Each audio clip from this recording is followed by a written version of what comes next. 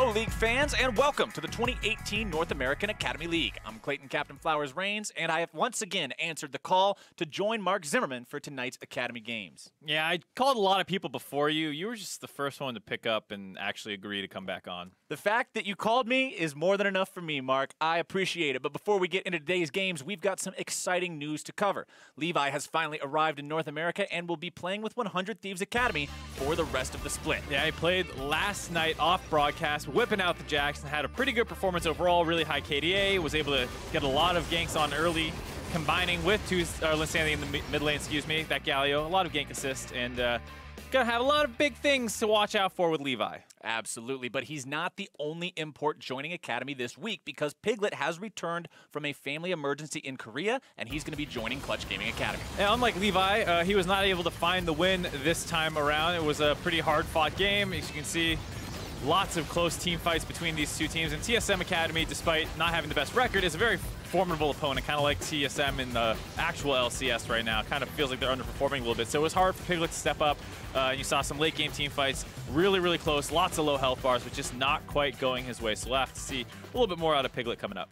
And finally, we have moved over to patch 8.3. It is a relatively small patch, but there are a few changes of note that might mix up the meta a bit. Yeah, I think the thing most people are looking at are the nerfs that kind of came in for Jarvan and Sejuani. They're not huge, and there's no other like huge buffs coming in with jungle champions as well to put some other champions into that pool, but it may restructure the current meta of junglers a little bit. I mean, we saw it in a couple of the clips. We saw it in NALCS already. We might get to see some more of my favorite champions, some of those Skarner plays coming out today, but we'll just have to wait and see exactly how the teams want to go about their jungling this time. You can see a couple of those moves that I'm talking about on the screen right now, so I'm excited for the potential of that. Yeah, absolutely. With how fast he clears in the jungle compared to a lot of other tanks right now, he's able to farm up, get tanky a little bit faster, and you don't need that all the time, so there's plenty of other CC available to him, so Skarner probably rising that priority list a little bit with those nerfs. But besides our first looks at Levi and Piglet in the off-air games, it was business as usual in the other matches, with all three of the teams tied for first, claiming yet another victory. That keeps them at the top of the table, with TSM holding sole possession of 4th place.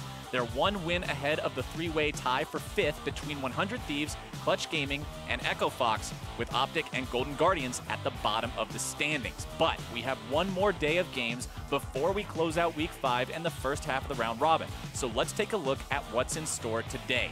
The Academy squads of OpTic Gaming and Golden Guardians will start us off. Piglet and the rest of Clutch Gaming take on first place FlyQuest in Game 3 before Levi and 100 Thieves battle with Echo Fox. Finally, we're going to close out the day with Liquid versus CLG. Yep, very good day of games ahead of us. I'm really looking forward to it. It hopefully should be a lot of fun. Let's go ahead and dive into that first matchup where OpTic takes on the Golden Guardians. While neither of these teams is looking hot after 4 weeks of play, they have a chance to finish out the round robin here today with a win. Yeah, what needs to be in both these teams' minds here is that they're up against another lower seeded team, so they have a really good chance to walk away with a win when they're not playing against the top of the teams. And not just that, beyond that though, the players have a lot to prove here as individuals as well. Right, individually is something to keep our eye out for because these organizations aren't doing great in Academy, but their LCS rosters aren't at the top of the table either, so there's a huge opportunity here for players to really show their potential and what they might be able to achieve if they get onto an LCS roster. It'll be one of the teams at the bottom of the standing who's going to look to change players out first and try their substitutes that are doing well in Academy. Yep, we're going to go ahead and find out whose time it is to shine right now. Let's find out, starting with OpTic Gaming here on the blue side. Dokla in the top lane, Kadir in the jungle, Palafox mid, Andy bot lane, and Winter supporting. And over on the red side is Golden Guardians. In the top lane, Jenkins, Jungle Potluck, Bob Chin in the mid lane, Jurassic at bottom, and all supported by the veteran Xpecial. Now, you already mentioned it, but individuality is more important in Academy League than it is winning as a team in the professional LCS scene, right? You want to prove that you're one of those guys who can step up and maybe take one of those spots, especially in a game like this where the main rosters are struggling as much as their Academy counterpart. Yeah, absolutely. But it's important to note that it's not quite a, like, I'm going to get mine mentality that you sometimes see in sports like basketball where it's like, I have the ball, I'm going to shoot it all the time. No ball hogging. Yeah, no ball hogging here. You still want to show you can play the team game. Obviously, if you do get a chance to move up, people are going to reach out to your org, reach out to your coaching staff and be like, hey, how was that player? Was it just that he demanded counterpick every game and smashed? Is that why he looked good, or was he actually a team player and this was, you know, a good attitude all around? You got to walk the line. You've got to both work well with your team, function in that competitive 5v5 environment, but also stand out. Exactly. Be one of those names that's constantly in the conversation. Let's go ahead, jump into Champion Select for the first time here today, and ooh, some respect being paid towards my favorite Scorpion. Going to be banned away first and foremost by OpTic Academy. Galio also banned away by them, while on the opposite side, you've got Zoe and Tristana bans. Oh man, I can't believe people are still banning Zoe after the crippling nerfs that came in. A quarter second off her Q late game. Yeah, I think this no big idea mistake how that here. happened. Banning, no idea banning how that away happened. to Zoe, yeah. Well, over on OpTic Academy, third and final ban is going to be Rise. Even though he can no longer do the Zhonya's ult interaction, we still do see bans targeted towards him. Yeah, absolutely. A pretty substantial ban there. He was a big threat in the late game. If he gets ahead, just no one can handle him in the 1-3-1, and then he has that unbelievable get-out-of-jail-free card with his ultimate Zhonya's interaction. Now that that's gone, he's a lot more punishable, but he still is a bit of a nightmare in those 1v1 settings. Yeah, get-out-of-jail-free card's nice, but it's not necessarily needed to win the game when there's a lot of other power in the kit. Camille will be that final ban for Golden Guardians this time around. If you tuned into EU LCS this morning, there was a pretty substantial Camille 1v2 outplay there, so that champion has definitely proved itself lately in the top lane. Going to be taken off the board this time, though. OpTic Academy locks in another top lane powerhouse with the Gangplank. Yep, still kind of the GP meta game right now, where either you take the GP, you kind of sack that lane a little bit early on to become a god in late game team fights, and the enemy team usually has to pick something that's going to punish it and outperform it in the early game, so OpTic choosing the scaling side of that meta game. All right, let's see how Golden Guardians respond. They say, hey, you want to scale? We'll scale. They grab the Azir for themselves there in the mid lane, grabbing the Varus AD carry as well. Varus is a little surprising. Yes, there is the Tristana ban, but that's the only one on the table right now. Kog'Maw was hit in this patch as well, so people expect his priority to drop. But Ezreal's been hit a little bit already, but people still like comboing him with the Azir to get that really long range, kind of pokey siege play style that you can get. So a little surprised to see the Varus, and there you go. All right, we've got the Ezreal picked up. Sejuani going to be in there as well. When your top laner is something that doesn't have those tanky attributes like the Gangplank, going to be more of a carry, a damage dealer, you want to have a front line on your team still. Not really too surprised to see something like that Sejuani coming out. Yeah, absolutely. Like we said, maybe restructure the jungle tier list a little bit. You see Skarner thrown in as a ban, but a lot of the same champions more or less. So there you see the Sejuani, Ezreal like we were talking about, and then Gnar. It's very important for Golden Guardians to grab their top lane counter pick before OpTic gets the chance to throw a couple bans up there and limit what you can play into that GP. Right, because we know GP scales so hard, and you've got to try to slow that down as much as you can. Pick something advantageous into that. Gnar, with the range, can deal with the barrels better than a lot of other champions can. So not super surprised to see this matchup pick. You actually see it a lot. You see it all the time. Has good, strong laning against the GP early on. Then in team fights, does transition better than some of the more lane-focused counters that can go against GP. Gnar, when he gets Mega Form, still is a monster if he gets the right flank engage. We'll have to see how those two play out there in the top lane, but now we're into the second part of the bans as we actually see the Vigar banned away by Golden Guardians. Yep, Palafox picked up a win on that, I believe 2 weeks ago. Maybe it was just last week, but it was a champion that surprised the enemy team, was able to get them their second victory, or maybe it was his third, I forget exactly. But either way, Palafox is probably the scariest guy on the side of OpTic Academy individually, so it's no surprise to see him getting a couple bans thrown his way. Well, OpTic Academy is going to ban the champion that I've been banning for the past 2 or 3 patches in a row, keeping that Nunu off of Summoner's Rift. Not wanting to deal with that in the jungle. We're going to see Braum also banned away by Golden Guardians, their last one. Nunu Azir, everyone hates that. No one wants to play against it. Still fun factor 0. Absolutely not. Nah, get it out of there. Also does work well with Varus, who has some AP ratios in his kit on hit damage, so you can understand them taking that one down. And then Zac, the other ban, like we said, Jarvan getting hit a little bit, maybe not as important. Zac is a champion that's actually kind of been performing up there with Sejuani and the J4 for about a little while now, so now that he wasn't touched, he's maybe better than them. Right. You're not as worried about the Jarvan. You already picked Sejuani. You banned Skarner away, so just hit that pool one more time. Knock him down a tier. To see how Golden Guardians respond to that, but they've already grabbed themselves their support with the Tahm Kench. Varus, a mobile back line a little bit, so get some more safety in there, as well as the Braum ban that came in, so just grabbing up a big tanky support.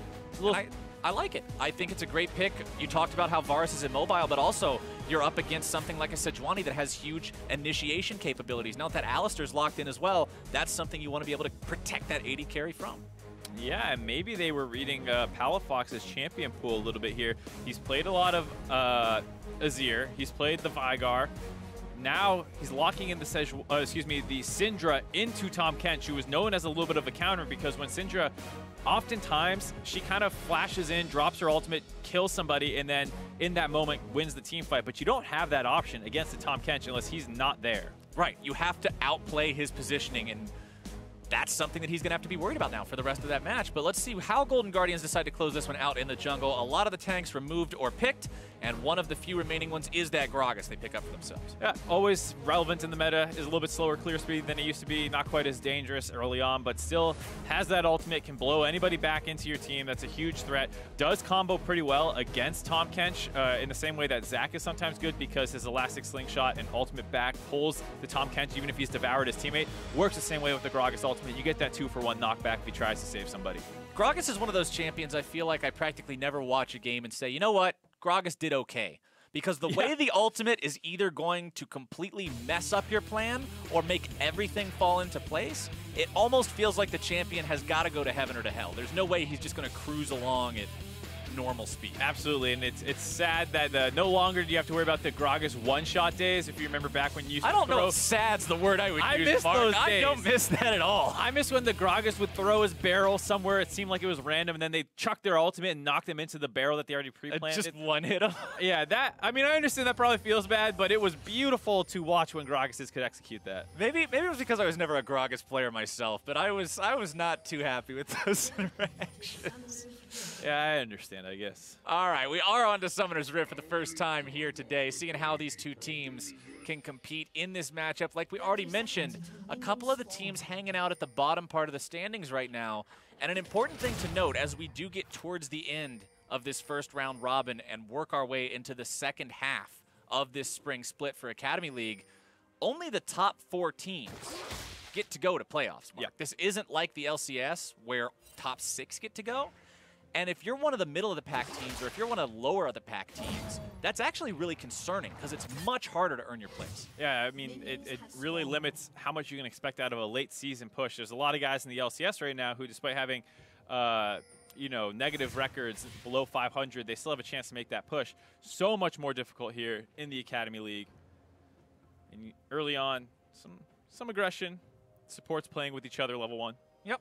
And that does mean, to me at least, if I'm looking at one of these teams that is hanging around towards the bottom of the standings right now, you have to look at this as like your last chance to really hit the gas, right? You need to start making a push, grabbing a win streak if you want to contest for one of those playoff spots. So for both of these teams, like you mentioned before we even got into Champion Select, this is a chance to grab a win and set yourself off towards success in the second half of the split.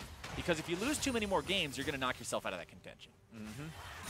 And then also, like we said, you still just want to look good individually. So plenty of chances here to stand out.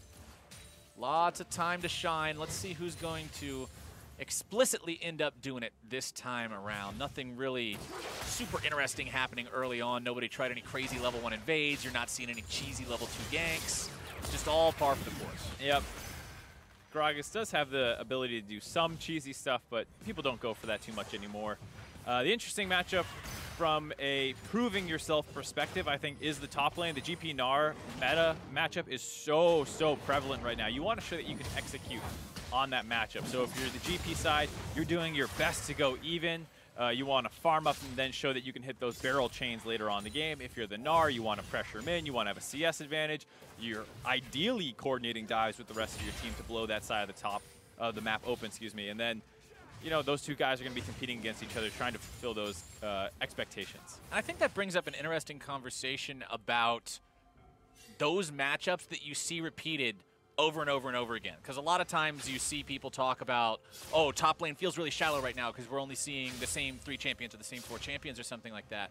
But what that means is when I see somebody on one of those matchups that feels like it's so popular, that feels like it's so prevalent, that's the matchup I should be watching closer than any other one in terms of judging how good they're actually going to be as a player, because that's the one you've got to know if you want to succeed. Exactly. So, talk about another player in Academy. Viper is playing all this crazy stuff, and it's good to see that he can execute it in a competitive setting, but you don't know exactly if that's all he can do, and you run into a little bit of a concern that if you do bring him up onto your team, can he play the GP How Gnar relevant matchup? is this? Yeah, how relevant will it be? And so that's why, despite it being a, boring matchup, you could say, in air quotes, because we see it so often. It is still very relevant for these two players. Right. It's one of those kinds of things where you've got to master the meta. You can't go around and just pick random stuff all the time.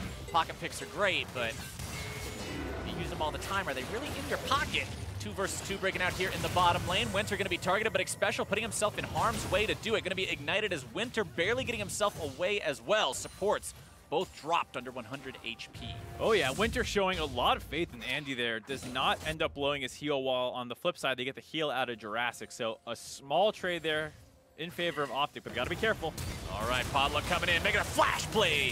First blood goes over to Xpecial. Not quite the guy you'd want it on, but it's still first blood. Golden Guardians. False sense of security there. Like we were just saying, they get the summoner advantage. They're feeling good, but the Gragas was already known to be down around the bot side a little bit. He was on Krugs not too long ago.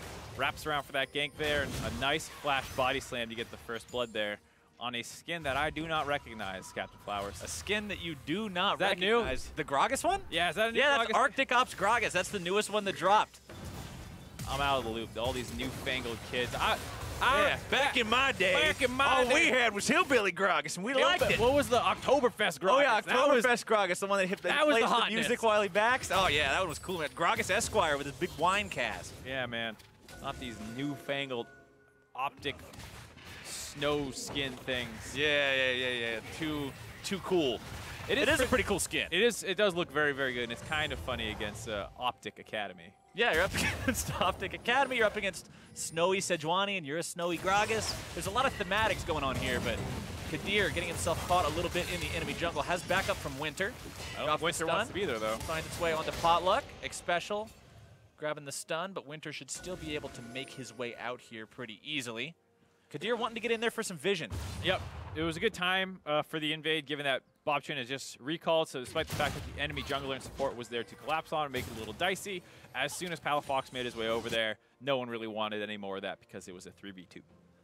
Nice seeing rotations from both these supports as well. I mean, when we talk about supports, I mean, you've essentially got 2 different kinds of supports, right? You've got the really supporty style ones, like the Lulu and the Janna, the ones that sit on the AD carry, the babysitters, right? And then you've got the playmakers, you've got your Alistars, you've got your engage tools, right?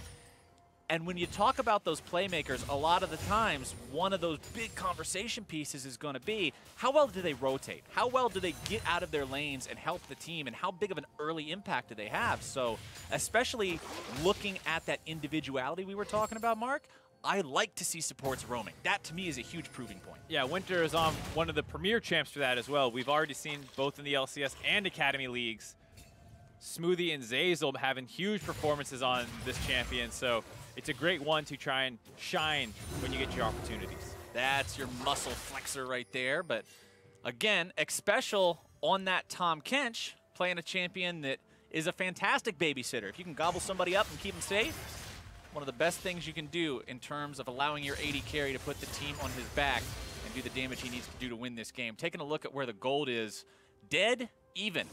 Very slight advantage to OpTic, even though first blood went over to Golden Guardians.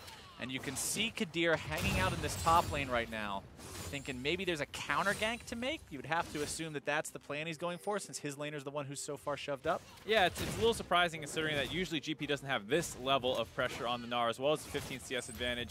And Kadir coming up here means that that's going to stay that way. So not a great start for Jenkins in this matchup. We talk about how you want to shine in this, and Doppler looking real good early on. Yeah, press rewind a little bit. Go back to what you mentioned earlier about how both of these two show off in this matchup. The Gangplank trying to break even, trying to weather the storm and get to the mid game. The Gnar trying to bully him around. Well, there ain't no storm to weather when you're 66 to 50. Not at all. So a couple of important things to note are just the items that they're both on. When you're playing the Gnar side of this matchup, it's pretty common as we see a little bit of a skirmish down here. A bit of a scuffle. Winter looking to get himself away now. Xpecial trying to find the stun here, but instead going to be popping the thick skin as the Gangplank ulti rains down, providing backup for the OpTic Academy bottom lane, forcing Golden Guardians back. Not going to have any result there. But what I was saying is, on the Gnar side, usually you try and farm up, and you often see a Ninja Tabbies first back out of them. So that way the GP Sheen Q harass that can actually do a fair amount of damage is no longer as effective against you, and then you really start bullying as your Q cooldown gets lower and lower, and you can really start shoving in that GP. But Just because the matchup is a little difficult for Gnar early on does not mean it should be that bad. All right, Potluck back into bottom lane, looking to repeat the success from earlier. Can they find it, though? Winter barely hanging on. One last hit will do it in the cask. Takes it this time. Nice gank there on the side of Golden Guardians Academy. Winter played it fairly well, able to dodge out on some skill shots using the headbutt, but still goes down. But now, can they get Andy? That's going to be the question here. Potluck again trying to make the moves. You've got your stopwatch being used. Andy's still under pressure, though. Kadir coming in. Reinforcements have arrived. The stun down onto the enemy jungler. The turret onto the support will take his life as Jurassic and Potluck both try to get themselves out. More backup is on the way, and it's not the kind they want. Scatter the Weak doesn't find its mark. Potluck trying to get himself away. Flash for flash, but the stun missing doesn't even matter. The ult connects, finds its mark, and now Bobchin. The backup has finally arrived for Golden Guardians, but the double kill over to the OpTic Academy mid laner is still going to be there. This time, Scatter the Weak will find the mark, and Winter has arrived in time. Bobchin now going to be on the wrong side of Summoner's Rift. Winter needs one more hit to do it. Kadir sliding forward in that second part of the flail will find its mark. Oh, Bobchin betrays his team there, puts them on top of his AD carry, one of those mistakes that you sometimes make with Azir, delivers the kill of Jurassic, and then, you know, without his AD carry to back him up, it's easy for the rest of them to focus him down, as well as the respawning Winter, able to get revenge for going down earlier on. Bit of a crazy, crazy fight down there in the bot lane. Crazy and long. That fight started and didn't end for a while. Well, so it starts out on the redive onto Andy. Overall, I like this. He drops his stopwatch maybe a little bit early, but gets the flash out. Eventually, Especially will get the Devour down, but then the stun up shows, especially as turret aggro can't get out from under there. Kadir doing his best to punish Potluck, who has no mana anymore, and then the Syndra gets the fast path, misses her skill shots. Doesn't matter, you're Syndra, just flash and press R. There's one that you can't miss. That gameplay everybody loves about Syndra, but then this is a bad decision to go aggressive. They knew that Bobchin was coming down there, but he misplays. He puts them on top of Jurassic to give him the kill. Should get the cleanup kill on the Palafox, but a big stun buys time for Winston to get in range, knocks him up. And it's one of those kind of comedy of errors where that play probably should have ended a couple deaths ago. And here we go, still fighting in the bottom. We're not done yet, Mark. More fights, more blood between these squads in the bottom part of the map. Jurassic trying to get himself away, but the Sejuani ulti hitting means he is not long for this world. Andy grabbing the kill that time. Palafox now trying to escape the 2v1, or is he? Looks to go back in and grab the kill onto his opponent, but instead going to be shut down first. Winter rotates over, now trying to continue this fight. He's got backup from Kadir, who's looking to land the stun, maybe taking Special down before the skin, can't quite do it. Devour down onto Winter, but Special's still going to be a crispy fried Gnar TP's in! As Gnar TP's into the fight. It's going to be going even longer all the way home. Andy is not going home in anything but a body bag today. Bobchin needs a little bit more damage. Potluck trying to chase him down and end this one. One more auto attack should do it, as more fights in the bottom lane. Winter struggling to hobble away from this one. Good body block from Kadir to stop that Mega Gnar from hitting him, and I think it's finally over. No, roll another fight. Let Captain Flowers keep going. I'm having a ball just watching. Getting your money's worth here in another bot lane skirmish. Once again, working out a little bit better for OpTic. Given their comp, you got to be pretty happy with how this is going. But here we go. There you go, Captain Flowers. Go again. Topside, we had a whole 20 seconds without a fight, so here we go. Dokla, can he get away? I don't think so. Pops the flash anyway. The tongue comes down. The kill comes out. Money in Potluck's pocket. There we go. Ties it up 6-6. Jungler shows on the top side, so a good answer by Kadir down here to grab that Infernal Dragon, and Palafox has some time alone in the mid lane. You know what's cool about this being 6-6? Both junglers are full kill participation this game. Oh, Specials wants some too. He's like, hey, I want more kill participation. All right, let's see if he can get it. Palafox trying to get away from this. One more lick, and he's going to end up getting devoured. There you go. Gets spit right back out into the enemy team. Bobchin grabs that kill, and the rest of OpTic is not there in time to provide any retaliation. And we are up to a kill a minute. Very nice to see that. It's one of those kinds of games, Mark. It's one of those games, especially going on a mission. Into enemy territory. Getting collapsed on. But is he too far forward? No, there's too many people in the mid lane with Palafox still being dead. Golden Guardians are pushing that one down, so no one wants to collapse on the overextended special as they try and defend this mid lane turret, but it's probably going to go down for first turret of the game here in the mid lane of all things. All right, Golden Guardians making the push. OpTic wanting to defend this one. Winter going to be going in, trying to force these guys away. Stuns coming out, damage going down. Sejuani ultimate finding its way onto that enemy Gragas. Winter still barely alive. Nice heal coming out from Andy to keep him going.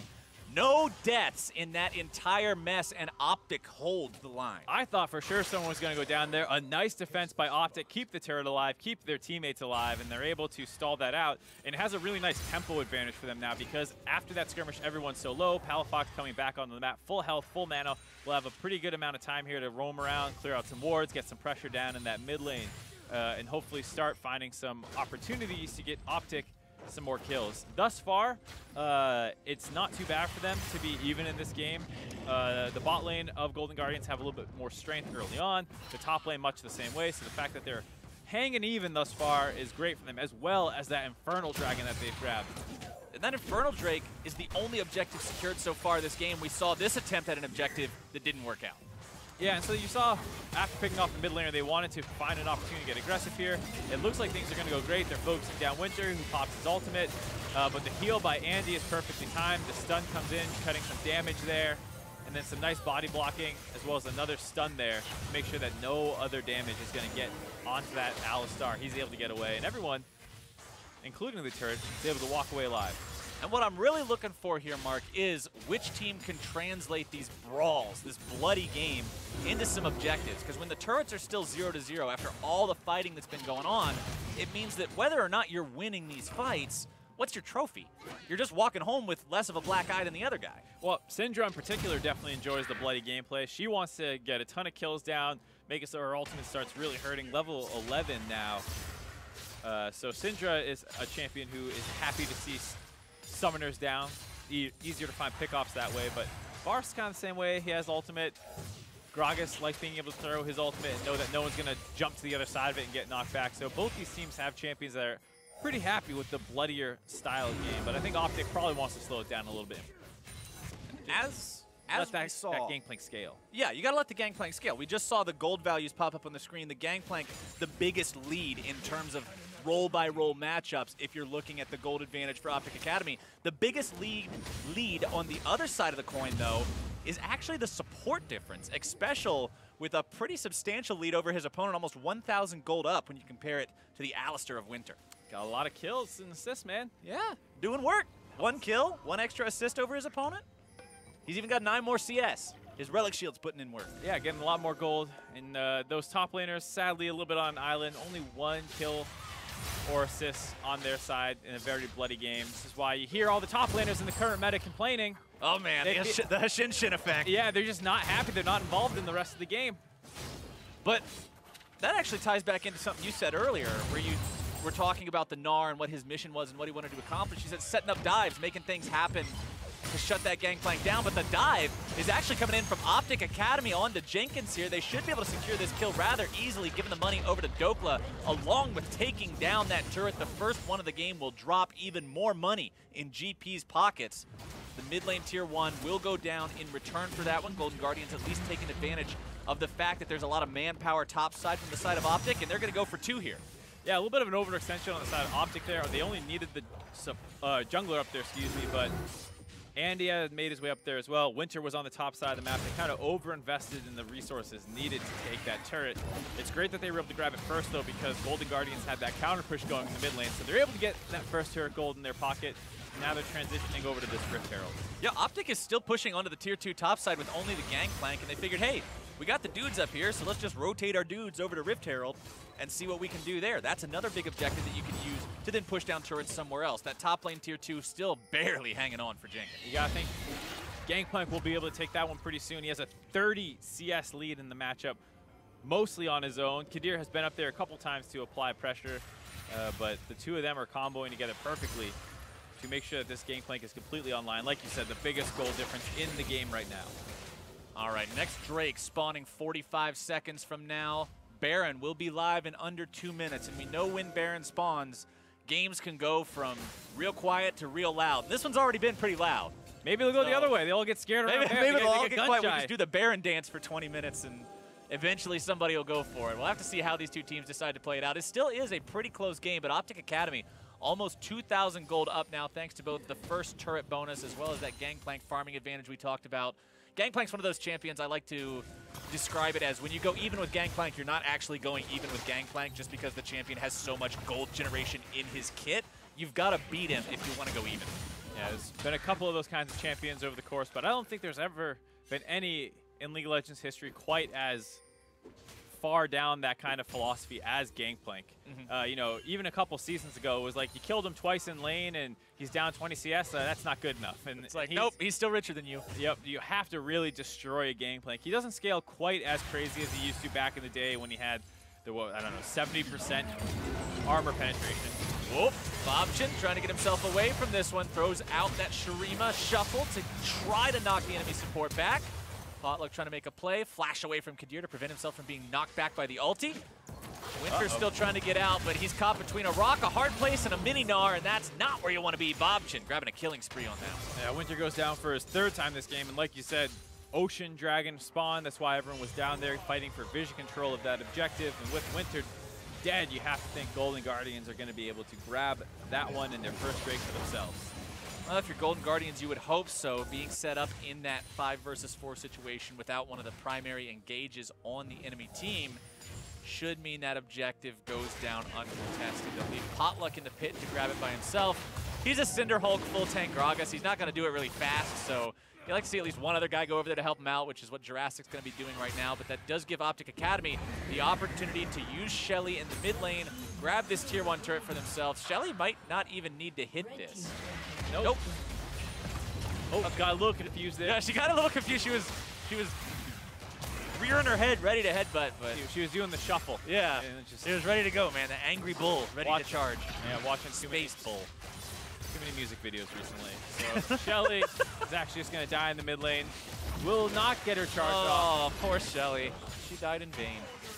Well, got to be upset at Kadir for that one. Yeah, Kadir left Shelly to a very unscrumptious, or I don't even know if that's a word, but a very undesirable fate. That was not what you want to see, but I don't actually know exactly what the timer was looking like on her at that point. Sometimes you just drop a less than optimal Rift Herald because of the fact that it's about to run out and it's use it or lose it. But yeah, I think they took it not too long ago. It was during that top lane, mid lane split push kind of situation.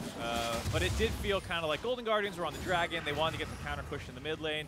They saw Bobchin wrapping back around with the Azir, so they wanted to just make sure that they got that mid lane turret. Dokula was able to do it himself, but at least you were guaranteed to get it with the dropping of the Rift Herald. Yeah, it makes sure that there's no weird way that you could end up accidentally leaving the turret alive with 100 HP or something. I can understand where they were coming from on the side of OpTic with that one, but now that Baron's alive, that's the name of the game, Mark. Attention turns towards that top part of the river as teams go back and forth for vision. You can see Potluck clearing out a little bit, placing down some of his own. Scryer's Bloom going to be fired off, so OpTic is aware that there is a control ward in that pixel brush. And looking at the wards across the map, you can see a few from OpTic there in the top part of their own jungle, a couple in the bottom part of their own jungle as well, just really being cautious if their opponents look to invade or set anything up. They want to be aware. Yeah, definitely the case. You see them completely focused around the Baron buff now as Dokula and Jenkins have flipped down to the bot side. Jenkins, you see, still really getting the worst end of this matchup, getting chased down the lane by the red buff GP. Really having a tough time in this game. At this point, it becomes a question of what can the Gnar do? Can't split push better than the GP. Maybe can team fight better if the GP struggles to land his barrels and ultimate, but that's something that most GPs at this level of play can do just fine.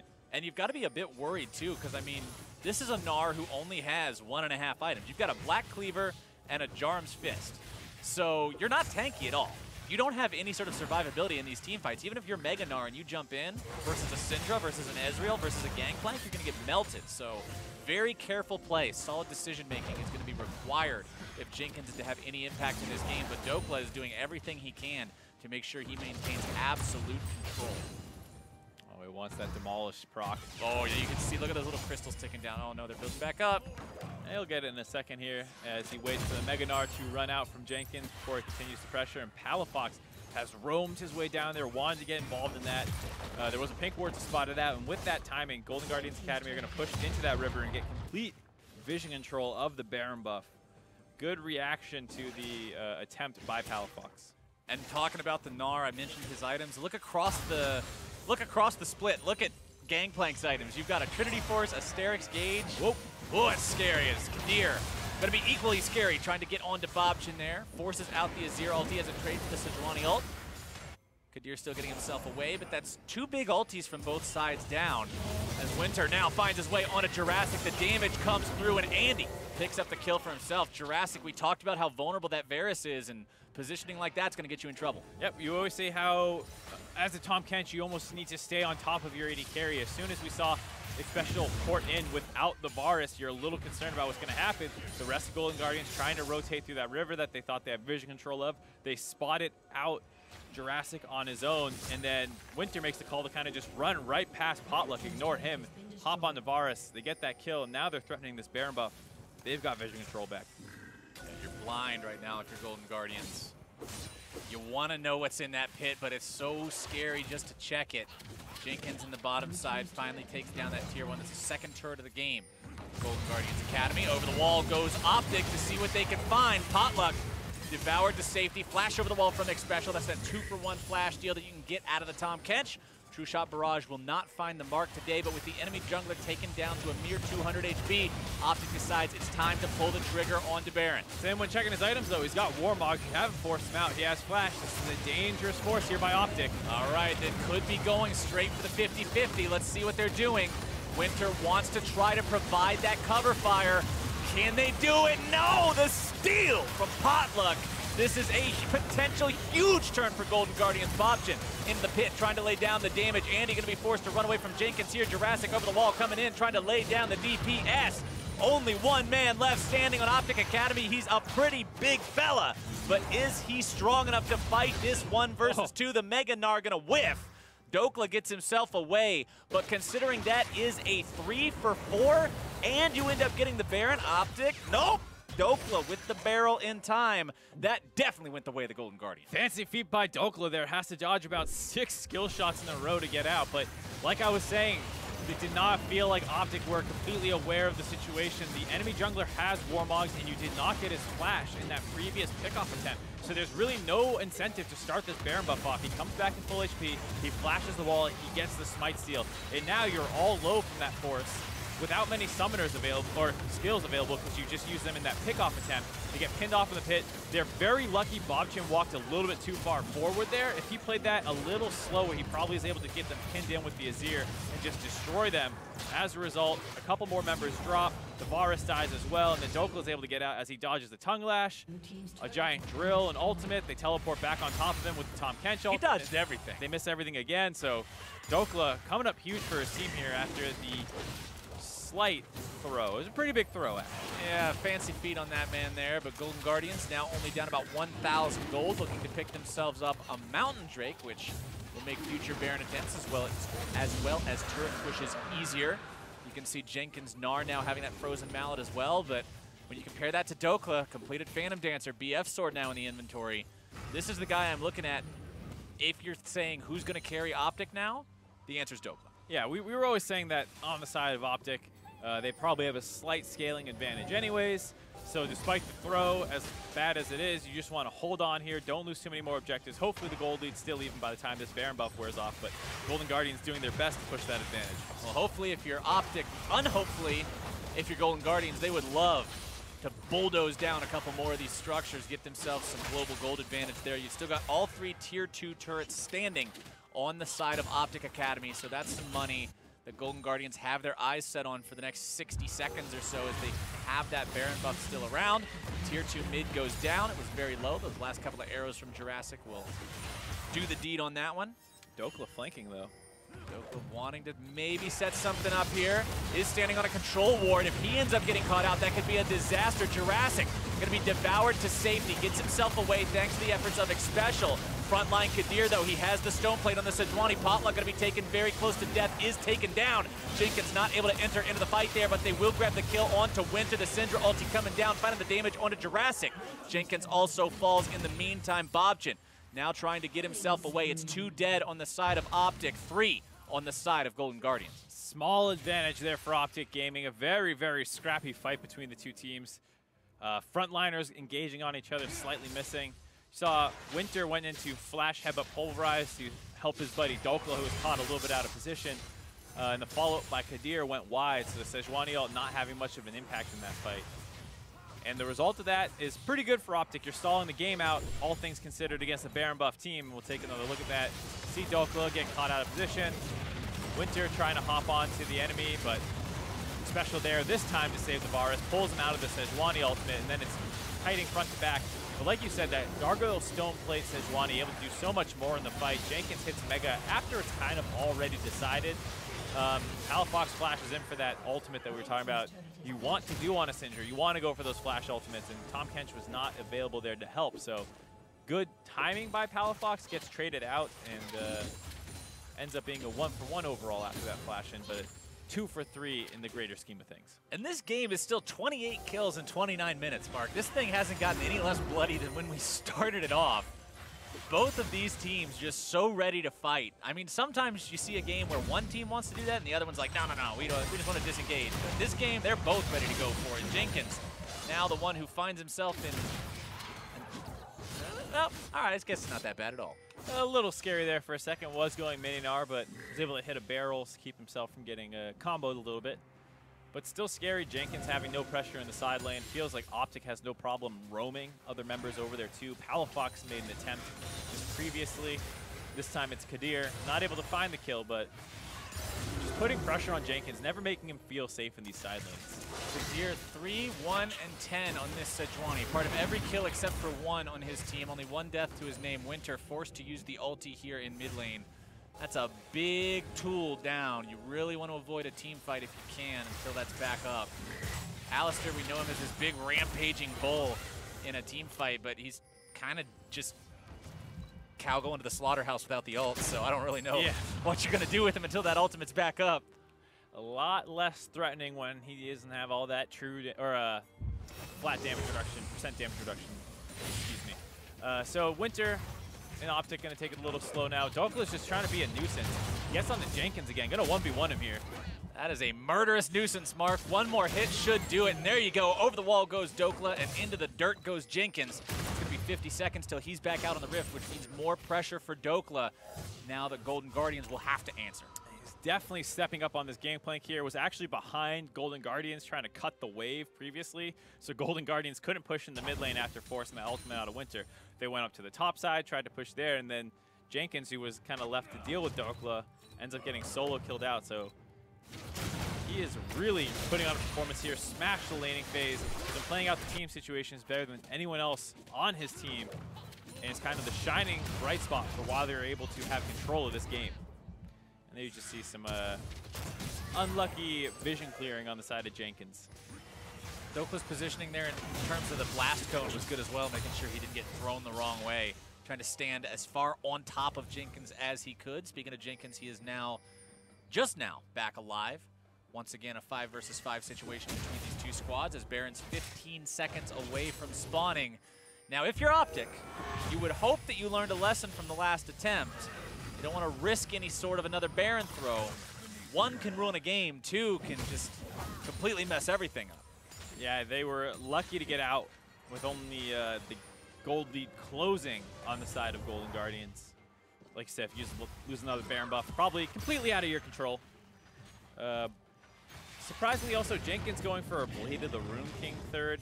I'm not convinced that's a good item purchase versus a GP who's already at 4.5 items. I mean, we saw the GP barrel hit him when he was Mininar, when he was clearing vision for about a third of his health. This isn't going to make you any tankier against those kind of hits. It's not going to make you a better team fighter either. And since you can't split push against the gangplank, the decision is a bit suspect. Maybe it'll end up coming in clutch, but aside from a situation where you're cleaning up after a fight you already won and you have to chase somebody down, I'm not 100% sure. Are these new? What? The timers on the trinkets? Those aren't timers. Those are vision scores, Mark. Ah, vision scores. I stand corrected. That shows how good you are keeping track of where your opponent is. And if we're looking at those vision scores, it's all about X-Special, the 96 on the Tom Kench, but it's the enemy jungler, Kadir, the guy who's actually got the highest score on his team. higher even than his support. So this guy's been doing a lot of work with that tracker's knife. You can see 2 control wards in his inventory right now, doing everything in his power to track those movements, make sure Golden Guardians never catch OpTic by surprise. I mean, the only time that we really saw much of that happen recently was when it looked like Dokla may have been caught out, but with Sterix and the ability to eat his oranges, is it really that much of a catch? Yeah, not too much. OpTic has been the one making a lot more attempts generally at the side lanes to find pickoffs. Hasn't quite worked out yet. A lot more of this has just been strictly 5v5s. Here, Winter, once again, getting chunked out by Jurassic, going aggressive. Yeah, Jurassic just putting tons of arrows into those guys. Winter losing half his HP there. Kadir going to lose some as well, but he doesn't really matter because he has Warmogs. It'll all be back in a couple of seconds. Yeah, Winter poke damage not super substantial, but Golden Guardians were able to protect their pink ward there. And you get to see those kind of vision control battles where people really go to town on each other just for trying to get more control of the map. And I mean, that's the name of the game. When you're 34 minutes into a game of League of Legends, Baron is alive, and there's less than a 1,000 gold difference between the two teams. Vision can decide whether or not your Nexus blows up or theirs does. If you can sneak one of those Barons, especially for Golden Guardians, now that they've got that Mountain Drake up, they could do it very quickly. Yeah, you see just how much effort they're putting around here. OpTic had a couple members recall in that time, all going back, and so Golden Guardians read that. They move into the river, they clear out a bunch of these pink wards. They don't have too many wards of their own to drop, and so OpTic's gonna kind of cycle them here where they were able to get their back off, buy more pink wards, refresh their trinkets, or excuse me, sight stones that are not sight stones anymore. What is the general term for vision item as a support position now if you're trying to? I still call them sight stones. Okay, I'm calling it. They refresh their sight stones, so they're going to be able to get more vision down here around the Baron buff, despite Golden Guardians just I still call the Raptors chickens or wraiths too, so I don't know if you should trust me, but I still call them sight stones. I still call Grompa white. Oh, I forgot when he was just a big retextured wraith. Yeah, for like not even a year. Yeah, just a small portion of time. Good old times, good old times. And what was it, season 5? Yeah, we both said 5, so it had to be 5. I don't know that. I'm not quite sure, but we'll have to see.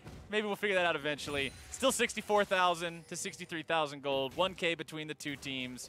Control over the Baron area currently exercised by the Golden Guardians. But can they win the fights? That's the question. You talked about how well Dokla's been playing these team fights, Mark, and now that he's at full build on this Gangplank, I mean, I guess you could sell a boot, but Chains of Corruption down onto Palafox, who's forced to flash away, but here comes your engage from Winter and the rest of OpTic Academy. This could be disaster for Golden Guardians, who've already lost their AD carry. Potluck now going to be run down by Dokla. Jenkins getting himself away, Bobchin as well. Winter still looking to go further forward. Jenkins not in Mega Gnar in time to use the ulti. They've already lost 2 members. The fight cannot continue. The jungler dead for real this time. It's Baron for OpTic Academy. Really nice counter engage by Winter there. Locked up multiple members of Golden Guardians Academy so that Gangplank ultimate to come down and rain on top of the entire side of Golden Guardians. And then a couple kills. They had to use so many resources to try and save Jurassic. Not quite able to do so. Andy on that Ezreal pick. Playing it a little close. Or excuse me, as Palafox gets jumped on there. He almost goes down, has to flash away. And there's that counter engage that we're talking about. The rest of the team follows up. Dokla comes in from the side. Gets knocked into the enemy team, but with that Sterix gauge in orange actually heals up quite a bit pretty quickly. So he's just fine. And after you get the enemy jungler, that's a free Baron buff. And now with Baron under their belts, OpTic Academy took this game from 1,000 gold to 6,000 gold in the blink of an eye. Only 1 turret left standing outside of the Golden Guardians base. Still just under 3 minutes left of this buff. OpTic have plenty of time to look to push and turn this into a win. Not before they recall one more time, though. Yep, got to get your footing, right? Yep, again, their final items, GP max items. Syndra still has a little bit more room to go. Same with Andy. GP was way ahead of this game in terms of overall gold. Yeah, the Gangplank, like, is it 60 look minutes? Look at his farm. It's 412 in 37 minutes. Yeah, you disgustingly far. We've been playing for an hour. Why do I have so much gold? Everyone's like, nah, dude, it's 37 minutes. I still need a full item. And then you look across the table with the Gnar now at 3 full items plus a boot. Working on some defense now. Got the chain vest in the inventory. So trying to get a little bit beefier for these upcoming team fights. And honestly, if you're Golden Guardians, one more big team fight loss and the game's over. Yeah, absolutely. From this point on, you're basically going to be pinned in your base. And when you lose a fight in that situation, you know inhibitors are dropping and maybe Nexus turrets as well. So they've got to play it really careful. OpTic have a pretty threatening Siege comp. Syndra can fish for her ult. Barrels can get shot underneath the turret. Ezreal fishing with Qs. There's a lot of ways to get damage from what you think is a relatively safe position here. All right, you've got two different waves pushing up now, both middle and bottom being occupied by OpTic Academy members. Andy putting the auto attacks into this turret. Takes that one down. Inhibitor now exposed, means OpTic moves multiple men into position to take this objective down. Looks like it's going to go there, no contest, as now they just rotate themselves over towards mid lane, working on that inhibitor turret now as well. Bobson throws out a couple of soldiers, Chains of Corruption to find their way onto Andy, who does manage to buffer that out, utilizing the power of the Arcane Shift to get himself to safety. Inhibitor number 2 falls, not even 30 seconds after number 1, and OpTic Academy now, Mark, in a fantastic spot. Yep, get both inhibs in the bot and mid lane. They're going to recall one more time. People start to get chunked out just a little bit, so use that Baron and Power recall while you got it. Move up to that top lane where you can probably easily just 5-man siege. GP ult people off the waves, things like that as it comes back up in just a second here. They're going to have an easy time. Nice triple barrel combo. Boom, boom, boom. It has such a cool noise on that skin, too. It's just a big kaboom. 1376 damage is a nice looking number, too. That's a kaboom kind of number. Yeah, that noise and the number kind of line up pretty well there. Yeah, that worked out pretty solid. Dokla's a force to be reckoned with, and you can see now he has sold his Ninja Tab. He replaced it with an Essence Reaver, so 100% crit on this Gangplank means every barrel is going to be a 1376er. Big damage. Big boy. Big crits. Big crits over there on the side of OpTic Academy. Should be big enough to end this game with a 9,000 gold lead. The team grouped up in the top side, all except for Dokla, who's pushing up this mid lane with the help of the super minions. Baron is gone, but I don't really think you need it at this point with this kind of a lead. No, absolutely not. Like we were saying, you have some ultimates that you can kind of use as a zoning tool. Escort the wave in. The Azir and the Varus both need to walk up a little bit, so you just kind of drop that GP ult on the turret, maybe hope to zone them away with that. They even have a Banner of Command, apparently, to try and keep that magic damage off it. You can see how much tankier that Cannon Creeps gets. Still never got to the turret, poor little guy. No, not really that close at all. But hey, Banner of Command, halfway up. Hopefully this time they can protect the wave a little bit more. And you can also have an easier time of doing that once the super creeps kind of get escorted in. Hopefully Dokla meets up with one of these waves. Looks like he might be going to solo the Elder Dragon instead, though. That's another good way of accelerating this game. Yup, you've got 2 Drakes for yourself. One of them is Infernal, so taking this down is going to be very effective. Elder Dragon is actually, for anybody who doesn't know, ridiculously easy to solo if you've got a few items under your belt. It doesn't have the same damage debuff that Baron Nashor does on whoever he's targeting, so one person can just walk up and beat the crap out of the dragon and grab it for the entire team. The effects of Baron Nashor are one of the probably least understood things in the game for like... Most people don't even know that he has a damage debuff. Yeah, they just see like the lines and they're like, I get knocked up like, oh, he's spitting on me. Yeah, but they're not quite sure. It's like, man, he's shredding my armor and MR. Oh, and no. I'm getting knocked up, and I have a damage debuff on me. Oh, boy. For those of you that do not know, the person tanking Baron's auto attack, that basic green spit projectile, does 50% less of all kinds of damage. That's why it's so hard to solo him. As Dokla moves into the enemy base, the cannon barrage comes down, the final inhibitor turret falls, Potluck is nearly taken out, Sejuani ulti finding its way onto that non-tanky Gnar, and Jenkins is gone without even a say. OpTic Academy pushing onto those Nexus turrets for the win here now. Andy deciding he's going to make a pit stop real quick on that final inhibitor, just put the last few nails here in this coffin. Golden Guardians have a 4 versus 5 in their hands for the next 45 seconds. I don't know if they're going to get to have the full 45. OpTic Academy with Elder Dragon buff on and running, pushing onto the Nexus turrets. They're already going down. Jurassic is down. And this should be the game. It's all she wrote. It was close for a long time, but OpTic Academy will take the win after 42 minutes. A pretty impressive performance out of them, all things considered. It did get sloppy at a couple parts, but there were key players to highlight and a couple key moments worth talking about. Obviously, Dokla smashing laning phase as a GP into Gnar is a great sign for him. He's someone who we've been tracking a little bit here in Academy, tends to have some counter picks, a little bit more of a carry focus. We've seen Aurelias, we've seen Trundles. Nice to see him on the meta GP and then winning a meta matchup.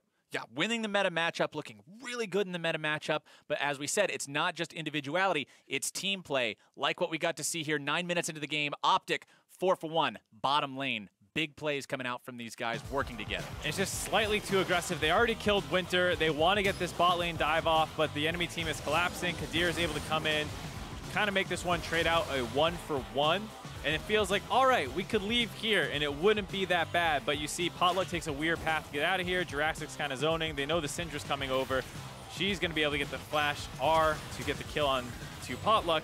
And now Jurassic trying to kite out, in a little bit of trouble here. Kadir flashes away, but then Bobchin escorts both members on top of his AD carry. I guess maybe there's some internal beef, doesn't really like him. Gets him killed there, and so ends up being set like a 4-for-1 when it could have just been a 2-for-1 basically. But like you said earlier, Mark, this wasn't a completely one-sided wash of a game. This wasn't an avalanche that OpTic just took by storm. Golden Guardians did catch up later with this Baron steal and a 4-versus-3 fight that happened after. And it was just a small error in judgment. They were not paying attention to the fact Potluck had Warmog, so he's able to regen up, run back in, take some damage, and then flash in for the steal. Afterwards, not very clean either. Bobchin walks a little bit too far forward on the Azir, gets blown up. The Varus flashes the wall. He's going to die as well. They clean that fight up a little bit. Dokla gets out after dodging a million skill shots, continuing that great performance this game out of him. But it did throw the game into doubt for a little while. Yep, but the doubt ends up being expelled sort of the same way that it showed up. The first Baron didn't go so good, but then the second Baron ends up being where OpTic take the lead. They get themselves a 2-for-0 in mid lane, then they secure Baron at 37. Yeah, this time around, it's, you know what, forget having to worry about a Warmog's healing up the Gragas on the enemy team. Let's just kill the guy. Yeah, they just kill him. Jurassic as well, caught out a little bit out of position. Dokla is able to come in with that flank after the rest of the team was keeping Palafox alive as he got Varus ulted, and it kind of forced the enemy team to clump up as they chase that immobile Syndra. Nice counter engage by Winter. I mean, if you're looking at individuals this game, I think Dokla's the biggest story because he just performed out of his mind. He did fantastic. But that last fight, like you were saying, I think is a great example of everybody on OpTic working together well. Palafox knew to get the hell out when he was the target. He ends up baiting the enemy team in. Winter and then Dokla engaging with the Alistar combo plus the Gangplank ulti. And you even saw Andy move up very far on that Ezreal because he was like, look, I know I'm safe. I'm just going to get up in Jurassic's face and start hitting him. And that's exactly what you wanted to see. The whole team worked well as a unit to deserve this win. I think it's a game that ends up looking a little worse than it was on the side of OpTic. Very, very bloody early game as both teams opted into a lot of fights. And that one Baron throw, it was an intelligent play if they had just tracked the Warmogs because they forced the enemy jungler out. He's really low. They think he has to go back to base. That's a free Baron. Just weren't quite completely aware of the situation, but it showed that they were following the right steps at least. Do something to the enemy jungler. Usually it's kill him and then force the objective. And those are the kinds of things you want to see out of a team heading into the second half of the split if they want to be competitive and go for one of those playoff spots. But whoever said one and done was not talking about our Academy League adventures here today. Game 2 is coming up after the break with Cloud9 versus TSM. You're watching the North American Academy League.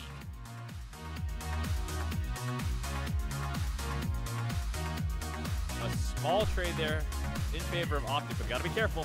All right, Potluck coming in, making a flash play. Stun missing doesn't even matter. The ult connects, finds its mark, and now Bobchin.